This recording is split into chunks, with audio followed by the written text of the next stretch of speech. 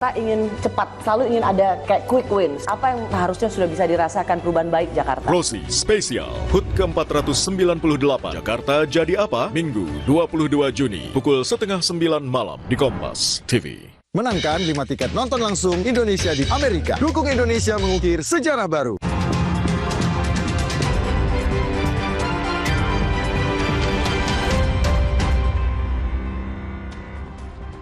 Terima kasih Anda masih di Kompas Petang. Usai mengikuti agenda di Rusia, Presiden Prabowo Subianto dijadwalkan tiba di tanah air pada Sabtu sore.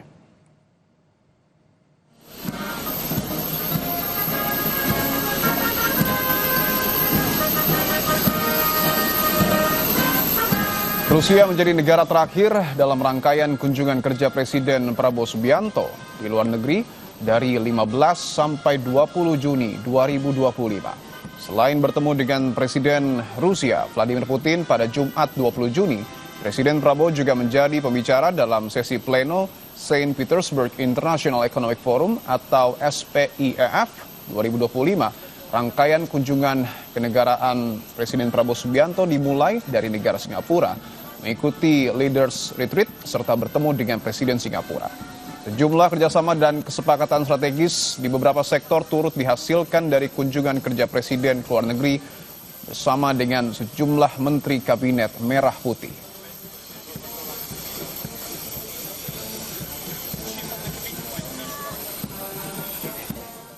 Presiden Prabowo Subianto memuji sikap Rusia dan Tiongkok yang dinilainya konsisten dalam memperjuangkan keadilan global tanpa menganut standar ganda. Prabowo menyebut kedua negara tersebut selalu konsisten membela yang lemah. Hal ini diungkapkannya saat menjadi pembicara utama di Saint Petersburg International Economic Forum 2025. Presiden Prabowo menyebut sikap Rusia dan Tiongkok ini sejalan dengan dunia yang harus berkembang menjadi dunia multipolar, sedangkan dunia unipolar dan dunia sentralistis sudah berlalu. Presiden juga menegaskan Indonesia memilih jalan non-blok dan menjadi negara mitra yang baik dan terpercaya.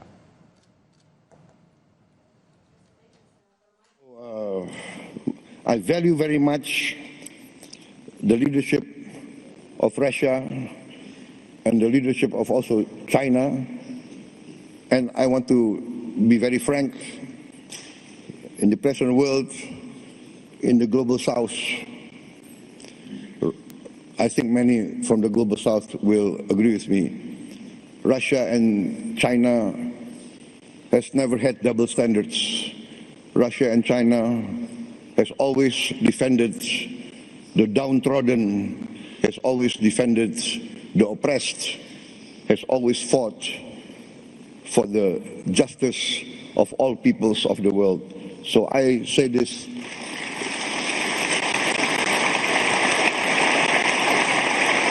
from my heart. Presiden Prabowo Subianto dan Presiden Rusia Vladimir Putin saling bertukar cenderamata saat pertemuan bilateral.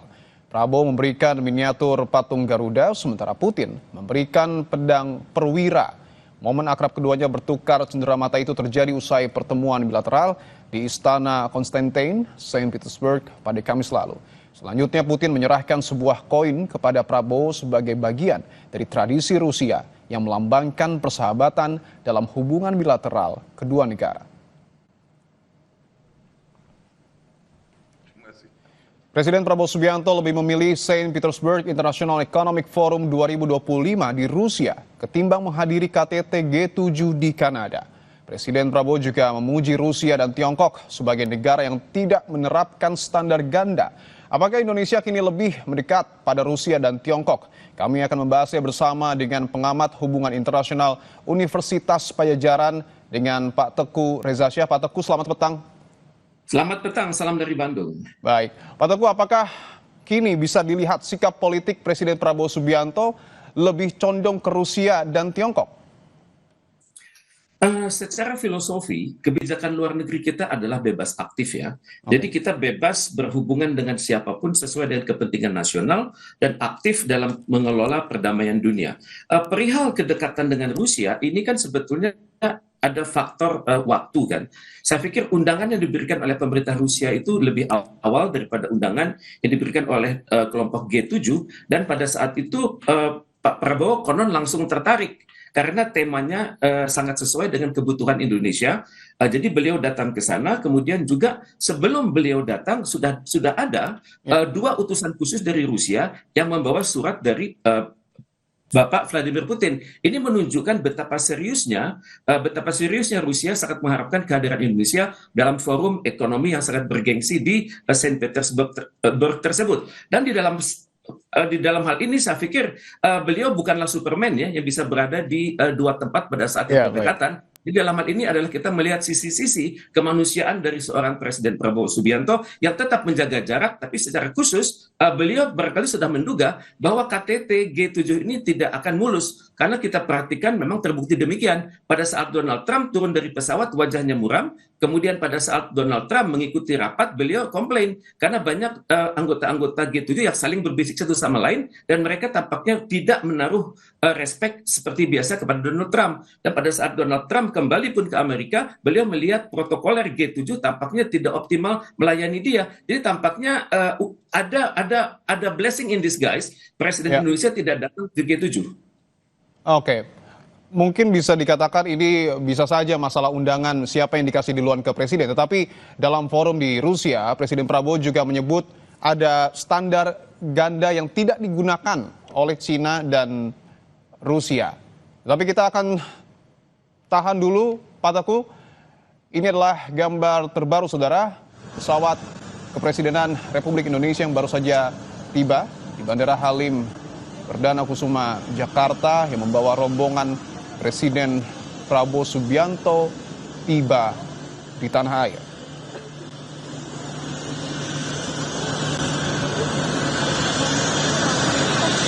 Untuk menarik untuk kemudian menunggu apa yang nanti akan disampaikan oleh Presiden Prabowo Subianto, apa yang ia bawa ketika sudah terbang untuk menuju sejumlah negara terutama Rusia. Karena pada saat forum yang kemudian digelar di Rusia ada semacam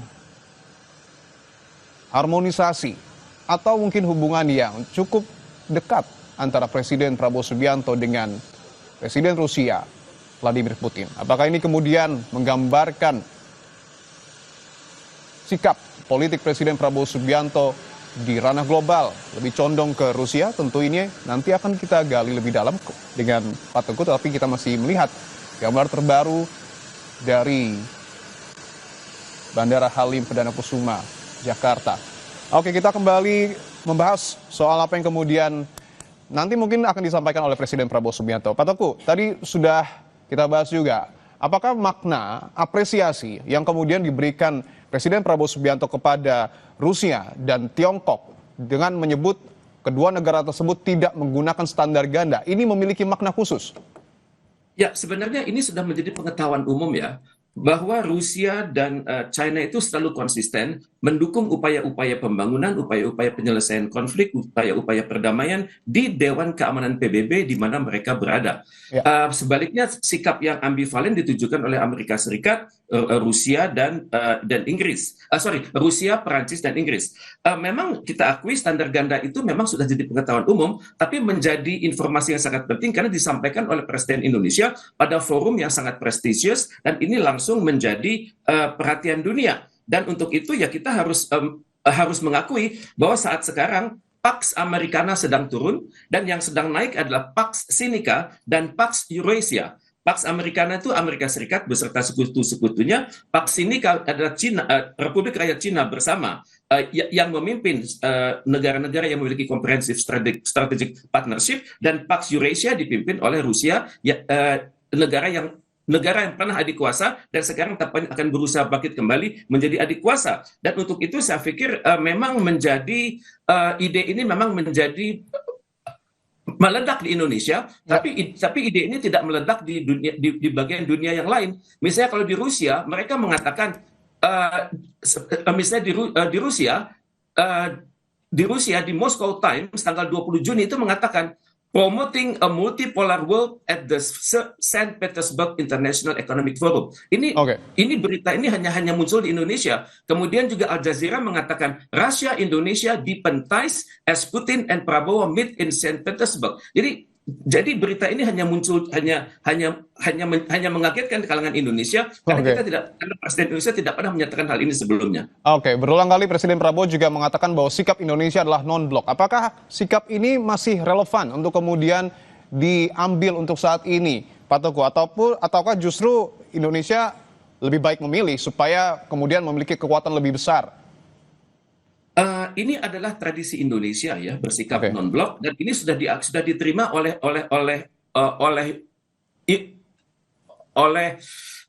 Iran, di mana pemimpin Iran justru meminta jasa baik dari Indonesia untuk memberikan untuk menyampaikan kepada dunia pesan-pesan damai dari Rusia dan juga harapannya untuk menyelesaikan konflik ini.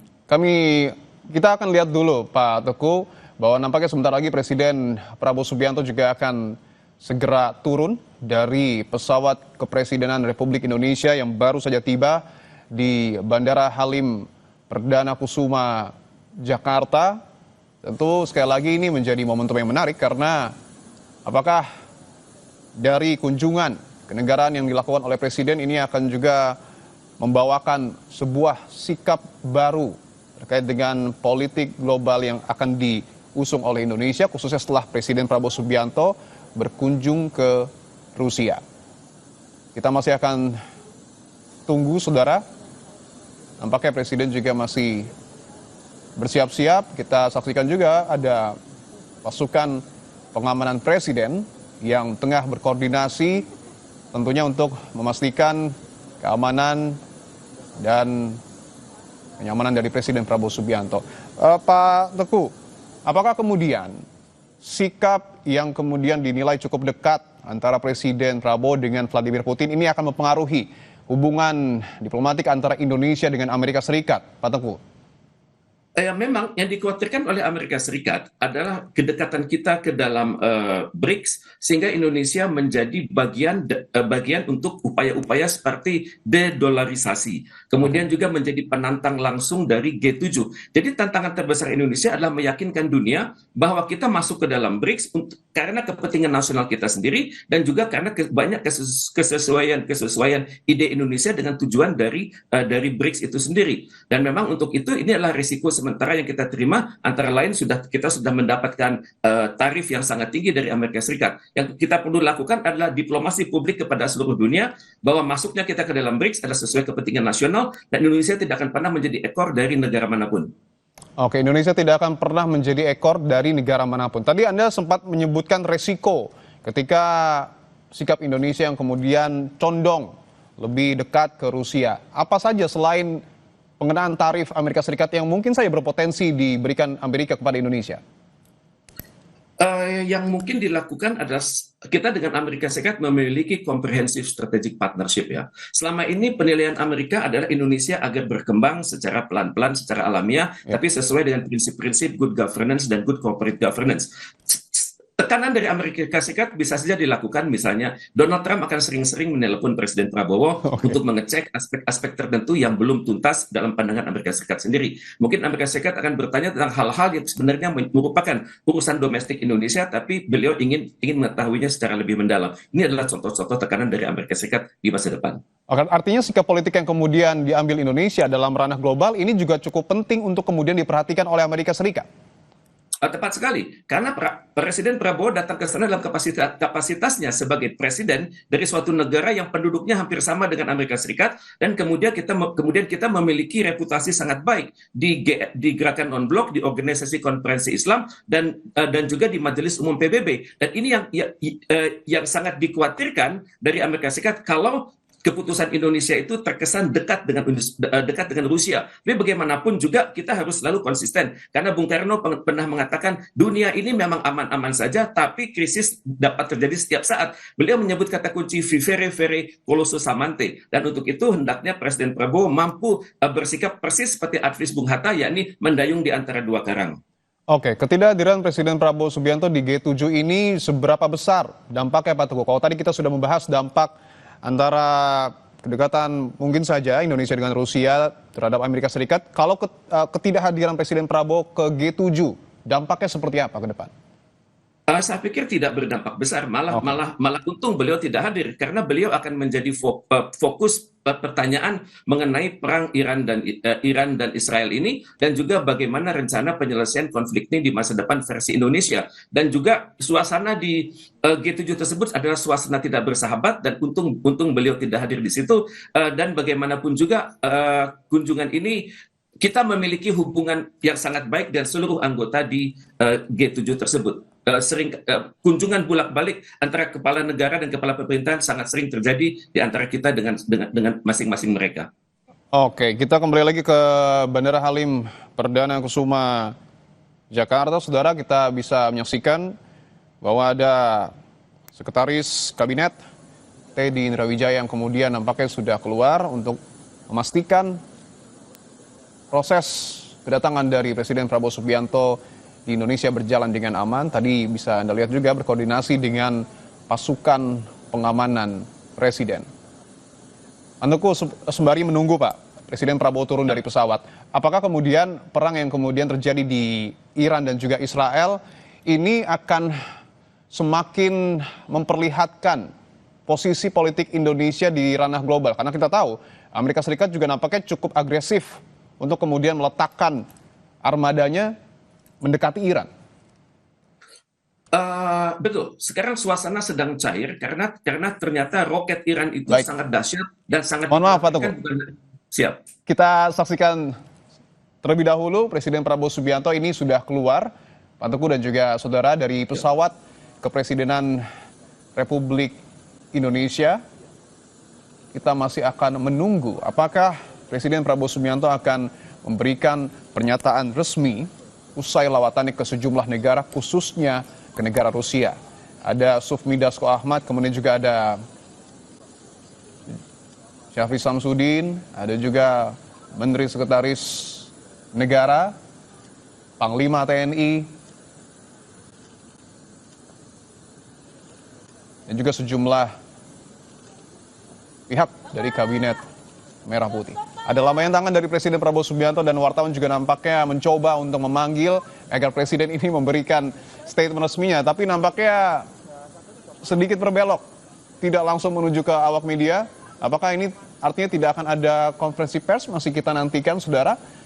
Tapi tentu pernyataan dari Presiden Prabowo Subianto ini sangat menarik untuk ditunggu. Apalagi kita tahu pada saat lawatan ke Rusia, Presiden Prabowo bahkan sempat bertukar cindera mata dengan Presiden Rusia, Vladimir Putin. Kita saksikan, saudara, nampaknya sudah kemungkinan besar ya, Presiden Prabowo Subianto ini tidak akan memberikan keterangan resmi, tetapi tentu kita masih harus tunggu. Oke. Ya. Masih berjalan menuju area dalam dari Bandara Halim Perdana Kusuma Jakarta. Kalau bisa dilihat dari kamera memang posisinya cukup jauh dengan wartawan. Baik, kita akan kembali ke dialog dengan Pak Teguh Reza Shah. Pak Teguh, bisa dilanjutkan kembali Pak tadi pernyataan yang Bapak berikan? Ya. Sekarang suasana sedang cair, dunia tidak tahu harus berbuat apa. Kalau secara diplomasi, harapan dunia sekarang adalah terlahirnya sebuah resolusi yang baik, yang tegas, tapi juga mengupayakan selesainya pertikaian antara Iran dan Israel, dan pada saat yang sama memungkinkan jadinya sebuah negara Palestina. Dan untuk itu dunia masih menunggu bagaimana KTT luar biasa dari OKI yang akan diselenggarakan di Turki beberapa hari ke depan. Namun keuntungan Indonesia adalah terbukanya peluang Indonesia berkoalisi dengan Turki. Karena dalam situasi sekarang, Iran sangat mempercayai Indonesia. Karena dia percaya bahwa Indonesia ini negara yang benar-benar tulus dalam mengupayakan perdamaian dunia, dan perdamaian dunia itu sudah tertulis jelas-jelas dalam konstitusi Indonesia. Jadi untuk itu saya sangat berharap kita berhasil di KTT nanti. Baik, kita akan tunggu bagaimana kemudian nanti sikap politik Indonesia khususnya dalam ranah global. Terima kasih pengamat hubungan internasional Universitas Padjadjaran Pak Teguh Reza Shah atas waktu dan jawabannya. Terima kasih. Saudara, Presiden Rusia Vladimir Putin mengaku menghubungi Iran dan Israel untuk mengakhiri konflik yang sudah berlangsung selama 1 minggu. Putin menyatakan Rusia telah mengusulkan beberapa ide untuk penyelesaian konflik Iran dan Israel. Informasinya saudara akan kami hadirkan. Usai jeda, tetaplah bersama kami.